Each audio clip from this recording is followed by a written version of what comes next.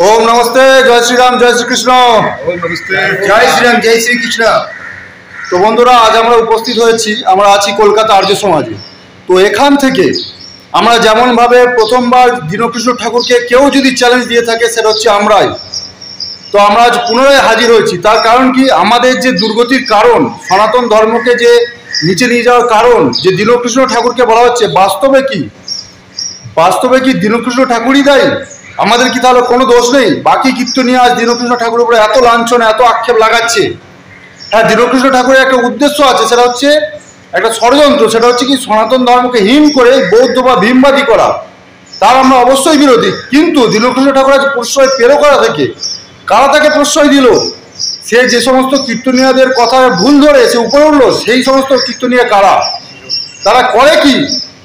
এই সমস্ত কীর্তনীয়রা কি করে? এদের আসল চরিত্র শুনুন। শুধুমাত্র দীনকৃষ্ণ ঠাকুরের দোষ দিলে হবে না, এই সমস্ত কীর্তনীয়গুলো, বাজারে যত কীর্তনীয় ঘুরে বেড়ায়, কত পাল হাল চাল বাবু ঘোষ টোষ কত কি আছে, রামের নামে কৃষ্ণের নামে অসংখ্য গাঁজাখুরি আসারে গল্প বলে বেড়ায়, যার উল্লেখ রামায়ণ মহাভারত দূরে থাক, 18 পুরাণেরও কোথাও পাওয়া যায় না। এরা এমন এমন কথা বলে যার মাথা মুন্ডু খুঁজে পাওয়া যায় না। যেমন আপনারা পরপর 3টি ভিডিও দেখলেন প্রদীপ পালে, আকাশে 12টা সূর্যের উদয়, পাগলামি কাহিনী। কে বলছে রাধা ডিম পেয়েছে, ডিম থেকে ব্রহ্মা বিষ্ণু শিবের জন্ম। এই সমস্ত আষাঢ়ে গল্পবাজ, ধাপ্পাবাজ, মানে ভণ্ড অর্থলোভীদের বলতে চাই, ধর্মের নামে তোমরা যদি ভাই এরকম করতে থাকো, আমরা যেরকমভাবে দীনকৃষ্ণের পিছনে লেগেছিলাম, এবার থেকে আমরা তোমাদের পিছনে লাগবো। যারা যেখানে দেখবো এই ধরনের ধাপ্পাবাজি কাহিনী আছে, প্রত্যেকটা জিনিসের আমরা খণ্ডন করব। এখানে ঝাঁটো রাখতে নেই, ওখানে জুতো রাখতে নেই। অমুক জায়গায় গিয়ে অমুক কোথা থেকে কে এলো না, অমুকজন বিশ্বরূপ দেখিয়েছিল শ্রীকৃষ্ণের বিশ্বরূপের নকল করে। শুধু তাই নয়, অমুকজন হাতে চক্র দেখা দিয়েছে শ্রীকৃষ্ণের মতো। এই ধরনের যে ফাজলামি কাহিনী না, শ্রীকৃষ্ণ সূর্যকে গিলে ফেলেছিল, হনুমান সূর্যকে গিলে ফেলেছিল, এই ধরনের আসলে যে কাহিনী হয় না, যে পার্বতী দেবী 3টে সন্তানকে পুড়িয়ে দিয়েছিল তাকে বিয়ে করবে না বলে। তো এই ধরনের ধাপ্পাবাজি কাহিনী বলা বন্ধ করুন। এবার আমরা লেগে পড়ছি আপনাদের পিছনে। এই ওয়ার্নিং ভিডিও আমরা দিয়ে দিলাম। এরপর থেকে যদি দেখি, 1 সপ্তাহ দেখবো আমরা, যদি দেখি কোনো এরকম ভিডিও সামনে আসছে যেটা কিনা অবৈদিক, যেটা বৈদিক মান্যতার বিরোধী, যেটা শ্রীরাম এবং শ্রীকৃষ্ণকে নকল কাহিনী তৈরি, সেই সমস্ত কাহিনীর পর্দাফাঁস করব। আপনারা যে সমাজের, সনাতন ধর্মের কতখানি সর্বনাশ করেছেন, সমাজের চোখে আঙুল দিয়ে দেখিয়ে দেবো। আর যে সমস্ত হরিবাসর কমিটিগুলো যারা হিন্দু ভাইদের আনছেন, তারা বিচার করে দেখবেন তারা নিজেদের ধর্মের কতখানি ক্ষতি করছেন। এ বিষয়ে পবিত্রতা কিছু বলুন। যারা কীর্তন করছেন তাদেরকে আমি বলবো, এই যে শ্রীকৃষ্ণ, ভগবান শ্রীকৃষ্ণের নামে কলঙ্ক কারা লাগালো?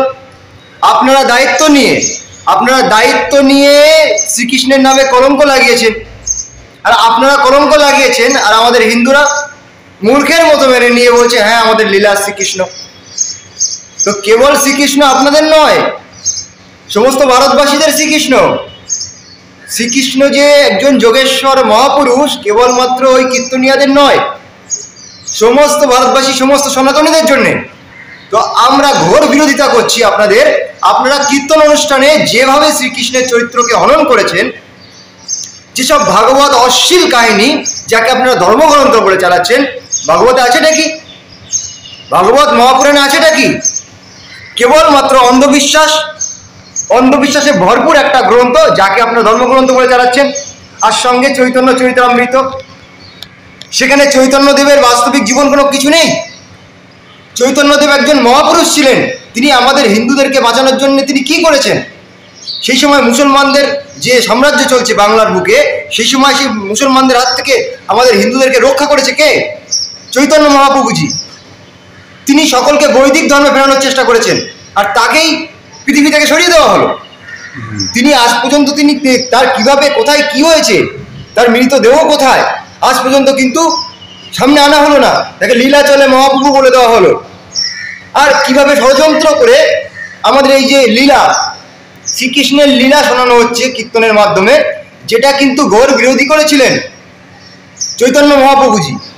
তো আমাদের মহাপুরুষদের নামে যারা এই কীর্তনের মাধ্যমে লক্ষ লক্ষ টাকা ইনকাম করে কোটিপতি হয়ে যাচ্ছে, এক একজনের 2-3টে করে 4 চাকা গাড়ি আছে, আমরা জানি, সব খবর জানি কীর্তনীয়াদের। তো আপনারা যদি শ্রীকৃষ্ণের নামে এই ধরনের বদনাম করা বন্ধ না করেন, আমরা কিন্তু প্রত্যেক কীর্তনিয়াকে খণ্ডন করা শুরু করব শাস্ত্র দ্বারা। আর আমরা শাস্ত্র দ্বারা যখন খণ্ডন করা শুরু করি, তার পরিণাম কি দাঁড়ায় আপনারা ভালো করে জানেন। তো এই জন্য বারবার আপনাদেরকে বলে দিচ্ছি, শ্রীকৃষ্ণের কীর্তন মানে হলো এই যে শ্রীকৃষ্ণের যে গুণ কর্ম স্বভাব ছিল সেটাকে গানের মাধ্যমে উপস্থাপনা করা। আর উপস্থাপন করার উদ্দেশ্য হলো এই যে সেই যে শ্রীকৃষ্ণের গুণ কর্ম স্বভাব তা যেন প্রত্যেক হিন্দুদের মধ্যে জাগে এবং প্রত্যেক হিন্দু যেন সেই শ্রীকৃষ্ণের ন্যায় তিনি যেন ধার্মিক হতে পারে আর ধর্মকে রক্ষা করতে পারে। এটাই হবে শ্রীকৃষ্ণ কীর্তন। কোথায় লীলা? কেবলমাত্র মিথ্যা কাহিনী। এটাকে বর্জন করুন। আমাদের সনাতনীদেরকে একত্রিত হতে হবে। আর আমাদের মহাপুরুষদের নামে কোনো রকম কটূক্তি শোনার জন্য প্রস্তুত থাকলে হবে না, কটূক্তি শুনলেই বিরোধিতা করতে হবে। এই জন্য প্রত্যেক সনাতনীকে বলবো, যারা ইস্কনের রয়েছেন, যারা শৈব রয়েছেন, আমাদের সঙ্গে যারা জুড়ে আছেন, আপনাদেরকে বলবো এর ঘোর প্রতিবাদ করুন। যোগেশ্বর শ্রীকৃষ্ণ, মহাপুরুষ শ্রীকৃষ্ণ, মহারাজ শ্রীকৃষ্ণের নামে কোনো রকম কটূক্তি, কোনো রকম অশ্লীল কাহিনী, এই যে লীলার কাহিনী, এত হাজার হাজার মহিলাদের সঙ্গে নোংরামি করেছে, এ কেবলমাত্র মূর্খপনা ছাড়া কিছু নয়। তো এইগুলোকে আমাদেরকে জানতে হবে, এর জন্য অধ্যয়ন করতে হবে। তো এই জন্য আমরা বলবো যে যারা যারা কীর্তন করছেন আপনারা এইসব বিষয়ে সাবধান হয়ে যান, নাহলে আমরা কিন্তু পর্দাফাশ শুরু করলে পরিণাম কিন্তু আপনাদের কিন্তু ভুগতে হবে। সে এ পাল বলুন আর কী সব গোষ্ঠ যারা যারা রয়েছেন আর কি কীর্তনিয়াদের, আমি দেখলাম আপনাদের সব কীর্তন দেখলাম, নোংরামি ছাড়া কিচ্ছু নেই আপনাদের ওখানে, আমি বলে দিলাম আপনাদের। ওম নমস্তে। তো কথা হচ্ছে, আমাদের দাদারা সবাই বলে দিয়েছে, নতুন করে বিশেষ বিশ্লেষণ আমি করব না। তো কথা হচ্ছে যুক্তি দিয়ে যদি কথা বলি, আমাদের একটি কথা আছে যে পিতার পুণ্যে পুত্রের জয়, তেমনি শাস্ত্রতে একই কথা বলে, শাস্ত্রকারদের পুণ্যে সমাজের জয়। অর্থাৎ যদি সমাজের জয় হতো তাহলে শাস্ত্রকাররা উন্নত হতো, কিন্তু আজকের শাস্ত্রকাররা যদি প্রক্ষিপ্ত হয়, বিক্ষিপ্ত হয়, তাহলে আমরা কি করে উন্নত হব? যেখানে কুসংস্কারে তারা প্রাধান্য দেয়, অশ্লীলতাকে প্রাধান্য দেয়, সমাজের মুখে সৎ কথা সাহস বলতে পারে না, তারা কি করে সমাজে ভালো করবে? তাই সমাজপতিদের পুণ্যে সমাজের জয় হবে যদি সমাজপতিরা সঠিক হয়। যদি সঠিক না হয় তবে আমরা আছি যুক্তি দিয়ে খণ্ডন করব। ধন্যবাদ। জয় শ্রীকৃষ্ণ। জয় শ্রীরাম, জয় শ্রীকৃষ্ণ। তো বর্তমানে যেটা চলছে আমরা দেখতে পাচ্ছি, সনাতন ধর্মের উপরে অনেক রকমভাবে আমাদের উপর আঘাত করা হচ্ছে। ইতিহাস থেকে বর্তমান পর্যন্ত সব রকম দিক থেকে সনাতনীদের উপরে আঘাত করা হয়েছিল। তো বর্তমানে আমরা দেখতে পাচ্ছি বিভিন্ন অন্যান্য ধর্ম, অন্যান্য পন্থ যারা রয়েছে তারা সনাতনীদের উপরে আঘাত করে যাচ্ছে। তো তোমরা বলো, যারা সনাতনী যোদ্ধা আছে তারা কত দিকে সামলাবে?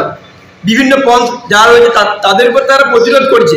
তার উপরে সব থেকে বড় কষ্টের এবার যারা সনাতনী হয়ে সনাতনীর বিরুদ্ধে কথা বলছে তাদেরকে কি বলবো ভাই, তুমিই বলো। এই যেমন ধরো, যেখানে আজকে চর্চা চলছে ভগবান শ্রীকৃষ্ণকে নিয়ে, তো ভগবান শ্রীকৃষ্ণের যেসব কর্মকাণ্ড রয়েছে সেগুলোকে যদি আমরা ভালোভাবে না জেনে বুঝে সনাতনীদের মাঝখানে আমরা যদি উল্টোপাল্টা করে স্থাপন করি, তো আমাদের ফিউচার জেনারেশন কি শিখবে বলো তো? তো তোমরা এগুলো আমরা কাদের উপর লড়বো? যারা আমাদের বিরোধী পন্থ যারা রয়েছে তাদের উপর না, যারা সনাতনী হয়ে সনাতনীদের বিরুদ্ধে রয়েছে তাদের উপর। তো সাবধান করে দিচ্ছি, ঠিক হয়ে যাও। জয় শ্রীরাম, জয় শ্রীকৃষ্ণ। তাহলে আমাদের সনাতনীরা কিন্তু জানে কিভাবে সনাতনীদের ঠিক করতে হয়। ঠিক আছে? জয় শ্রীরাম, জয় শ্রীরাম। মর্যাদা পুরুষোত্তম শ্রী রামচন্দ্র কি জয়, যোগীরাজ শ্রীকৃষ্ণচন্দ্র কি জয়, বৈদিক ধর্ম কি জয়।